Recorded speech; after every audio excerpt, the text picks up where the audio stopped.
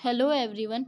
आज हम द हिंदू की न्यूज़ को कवर करेंगे और और अगर हम बात करें तो द हिंदू में जो कि एक न्यूज़ है मैंने देखी है, तो उसमें जो कि एलपीजी गैस से रिलेटेड है। मतलब ये है कि भारत जो कि एलपीजी गैस जो कि अमेरिका से आयात करेगा। पहले क्या करता था, जो मध्य पूर्व देश हैं उनसे आयात करता था।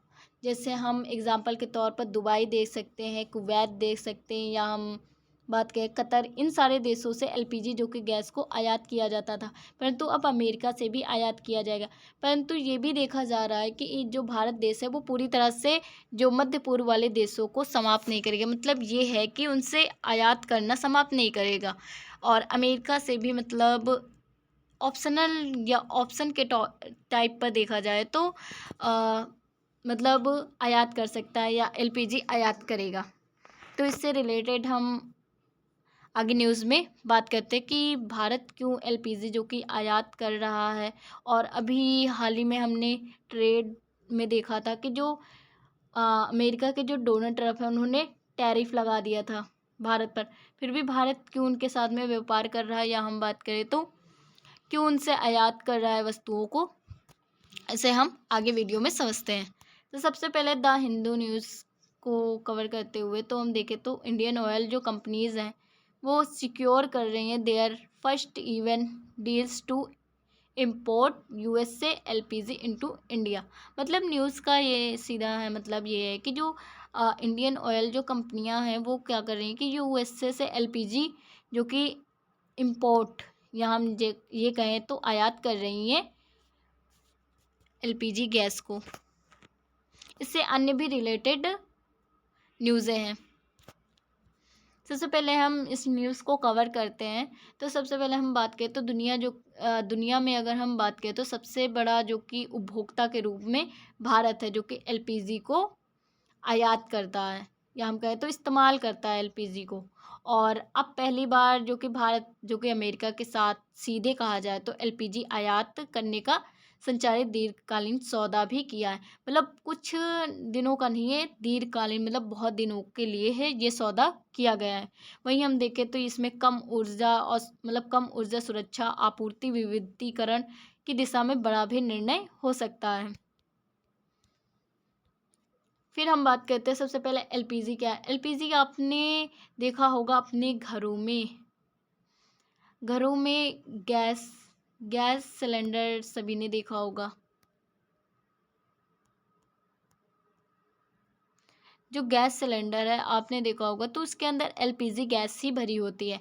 कभी कभी आपने ये सुना होगा, या आप किसी कार में बैठे हो, या चलो आपने कभी कभी सुना होगा ऐसे ही, या किसी ने ना सुना हो, तो कार में जो कि कहेंगे कि सीएनजी वाली कार। तो बहुत सारी कारें होती हैं ना उसमें जो कि एलपीजी गैस को भराया जाता है। तो एलपीजी गैस क्या होती है, तो इससे सबसे पहले हम समझे तो ये एक साफ जलने वाला ईंधन होता है, जैसे घरों में खाना पकाने जो कि सबके घर में होता है, और होटल में, गैस चूल्हों में, और उद्योगों में, और जो गैस गाड़ियों में इस्तेमाल किया जाता है। मतलब ये है कि एलपीजी को उद्योगों में भी इस्तेमाल करते हैं, जो गैस गाड़ियां हैं उनमें, होटल में गैस चूल्हे, और वहीं हम घरों में जो खाना पकाते हैं उनमें। पहले क्या होता था कि जो घरों में नॉर्मल चूल्हे होते थे, परंतु अब जो एलपीजी हर एक घर में है, तो इसका मतलब कहा जाए तो इस्तेमाल भी बहुत ज़्यादा होता है। तो भारत इसीलिए उपभोक्ता के रूप में माना जाता है सबसे ज़्यादा एलपीजी का। वहीं एलपीजी की महत्वपूर्ण विशेषताएं क्या हैं, तो धुआं प्रदूषण कम होता।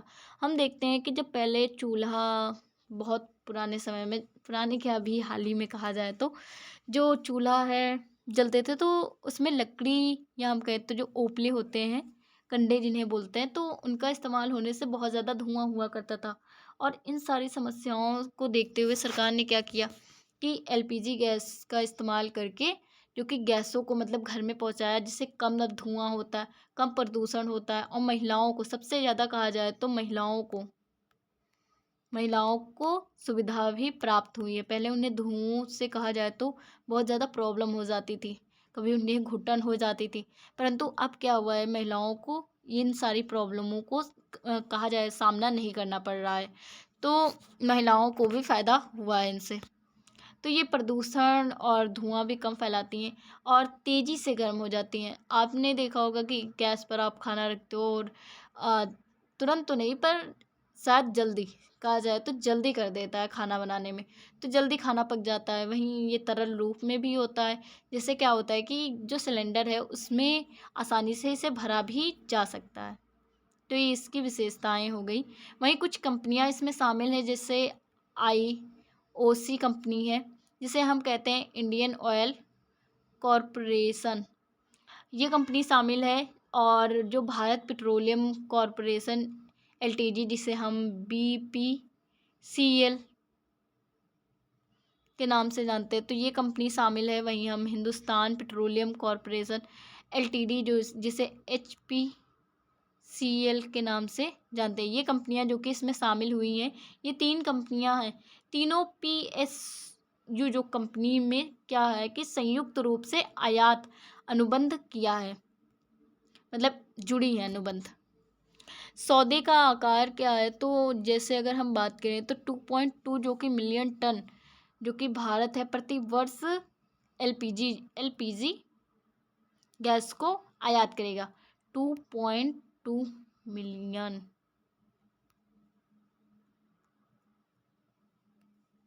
कहा जाए तो मतलब आयात करेगा। वहीं 1 वर्ष का अनुबंध कराया गया है। वहीं हम बात करें तो कुल LPG का जो कि 10% है, मतलब क्या है कि जो भारत है वो अमेरिका से 10% कहा जाए LPG मतलब आयात करेगा। वहीं हम आयात वस्तु के आयात स्थान की बात करें तो जो US के गुल्फ जो का कोस्ट, हाँ कोस्ट बोलते हैं इसे, हाँ, अमेरिकी तटीय क्षेत्र से आयात किया जाएगा। फिर हम बात करते हैं कि कीमत क्या है, तो कीमत का निर्धारण किस तरह हुआ है। तो कीमत जो कि अमेरिकी LPG जो प्राइसिंग हब है, इसमें इन्हीं के मतलब आधार के द्वारा तय किया जाएगा, जिसे हम माउंट बिलीव बेंचमार्क के आधार पर तय करेंगे। मतलब ये एक प्राइसिंग हब होता है, उसके द्वारा ये मतलब जो कीमत है इसे तय किया जाएगा। वहीं हम LPG जो व्यापार में मानक माना जा सकता है विश्व में। और वहीं हम बात करें तो मूल पारदर्शी और बाजार जो पारित, इससे क्या होगा कि दीर्घकालीन मूल्य लाभ होगा भारत को LPG आयात करने से। वहीं यह सौदा क्यों महत्वपूर्ण है, तो इसमें ऊर्जा सुरक्षा को देखते हुए जो घरेलू LPG है ये बहुत ज़्यादा मांग में है। जैसे हम बात करें तो घर में यूज़ हो, उद्योग में हो, गाड़ियों में हो, तो LPG का इस्तेमाल बहुत ज़्यादा भारत में होता है। इस वजह से घरेलू LPG मांग तेज़ी से बढ़ रही है। वहीं हम स्थिर स्रोत की ज़रूरत जैसे देखें तो स्थिर स्रोत में क्या है कि सऊदी अरब हम देखते हैं उनसे भी बहुत ज़्यादा है ये LPG ली जा मतलब आयात की जाती है। वहीं हम बात करें तो कुवैत, इनसे थोड़ा बहुत, पर जो आबू धाबी जिसे हम क्या बोलते हैं UAE, वहाँ से भी आयात किया जाता है। परंतु एक स्थिर स्रोत हो जो किसी भी प्रॉब्लम में LPG गैस को आयात किया जा सके उस देश से, तो अमेरिका जो कि भरोसेमंद आपूर्तिकर्ता माना जा सकता है। आपूर्ति का विविधीकरण देखा जाए तो अभी भारत की LPG निर्भरता मुख्यतः मध्य पूर्व पर थी, मतलब मध्य पूर्व वाले देशों पर, जैसे सऊदी अरब, कुवैत, ये सब कतर। वहीं हम बात करें तो अमेरिका को शामिल करना एक दीर्घकालीन में जोखिम कम करेगा। मतलब ये है कि हम पूरी तरह से मध्य पूर्व वाले देशों पर निर्भर थे, परंतु अगर अब हम अमेरिका को भी शामिल कर लेंगे तो दीर्घकालीन में जोखिम कम हो जाएगा। जैसे अगर आप एक ही दुकान पर खूब ज़्यादा जाते हो और अन्य किसी पर चांस या जानने का नहीं है, तो क्या करेगा कि दुकानदार पैसों को बढ़ाएगा, आपको कीमत बढ़ा देगा वस्तु की। तो वैसे ही भारत सोच रहा था कि जो मध्य पूर्व हैं ये कीमत बढ़ा सकते हैं, तो इससे अच्छा हम अमेरिका को भी शामिल कर लें, जो कि दीर्घकालीन में अगर कोई जोखिम भी होता है तो हमें LPG प्राप्त हो जाएंगी। अब कीमतों में भी स्थिरता है कि दीर्घकालीन जो अनुबंध है इसमें क्या होगा, बाजार में उतार चढ़ाव भी होंगे तो भी संतुलित बना रहेगा। मान लो जैसे कभी कभी क्या होता है कि सरकार क्या करती है, पहले ही मतलब पैसे को तय कर देती। मान लो जैसे फसल हुई, एग्ज़ाम्पल के तौर पर मान लो कि फसल हुई और सरकार ने फसल मतलब या बोई गई, उससे पहले ही बता दिया कि फसल के 2000 रेट होंगे कुंटल। तो जो फसल है अगर ज़्यादा हुई, मान लो ज़्यादा हुई, तो सबके पास में ज़्यादा होगी, तो क्या फसल 1500 में बिकने लगेगी? ऐसा नहीं होगा ना। तो सरकार ने एक क्या किया, पूरी तरह से 2000 कह दी, तो चाहे ज़्यादा हो चाहे कम हो तो 2000। अगर कम हुई तो हाँ शायद रेट को बढ़ा सकती है, पर इसमें कम चांसेस होते हैं, तो उतने में ही ली जाएगी। तो इसमें क्या होता है कि एक बार अनुबंध कर दिया गया, चाहे बाजार में उतार चढ़ाव हो, चाहे रेट कम हो, चाहे ज़्यादा हो, चाहे जैसा भी हो, संतुलन बना ही रहेगा। तो इस तरह के जो कहा जाए तो मतलब डीलें होती हैं, तो ये बहुत ही ज़्यादा सही मानी जाती हैं। अब भू राजनीतिक महत्व के तौर पर देखें तो भारत अमेरिका जो कि ऊर्जा संबंधों को नई मजबूती दे सकता है, वहीं व्यापार वार्ताओं में सहयोग बढ़ेगा। व्यापार वार्ताओं में जैसे कि टैरिफ 50% लगा दिया गया था, अमेरिका ने लगा दिया था, इसमें व्यापार वार्ता क्या ही बढ़ेगी। तो व्यापार वार्ता में सहयोग बढ़ेगा और भारत को वैकल्पिक स्रोत मिल सकता है। वैकल्पिक स्रोत आप ये मान सकते हो जैसे कि मध्य पूर्व वाले देशों, जो मध्य पूर्व वाले देश हैं उनके साथ में आयात कर रहा था, तो अब उसके पास में एक विकल्प के तौर पर कहा जाए तो अमेरिका होगा। मान लो ये लोग एक टाइम के बाद है किसी चीज़ को, मतलब मान लो कि एलपीजी ना दें, तो एक अमेरिका तो रहेगा कि हाँ हम हैं, आराम से उससे एलपीजी ले सकते हैं, तो एक वैकल्पिक स्रोत मान सकते हैं। वहीं वैश्विक ऊर्जा रणनीतिक स्थिति है वो भी मजबूत रहेगी। अब एलपीजी जो है इसमें क्या होगा कि घरेलू जो एलपीजी आपूर्ति की सुरक्षा हो जाएगी, जो हमारी आपूर्ति है तो उसमें सुरक्षा होगी। वहीं एलपीजी जो कीमतों में संभावित स्थिरता भी रहेगी, मतलब जितनी एलपीजी जितनी की पहले मिल रही थी उतने की ही आज भी मिलेगी। जो भारतीय पीएसयू जो कंपनियों को दीर्घकालीन आयात विकल्प उपलब्ध भी कराया है। जो भारतीय पीएसयू जो कंपनी ने क्या किया है कि दीर्घकालीन के लिए मतलब बहुत दिन के लिए ये विकल्प उपलब्ध कराया है कि कीमत भी नहीं बढ़ेगी एलपीजी की। वहीं कुछ चुनौतियां भी मतलब सामना करना पड़ सकता है भारतीय सरकार को। तो अमेरिका में जो समुद्री परिवहन लागत अधिक होगी, मतलब भारत मान लो यहाँ है, फिर यहाँ पर ये अफ्रीका है शायद यहीं पर ऐसे टाइप में, तो यहाँ से अगर जाएगा और यहाँ पर समझ लो ये दक्षिण अफ्रीका है शायद, फिर यहाँ पर अमेरिका मिलेगा।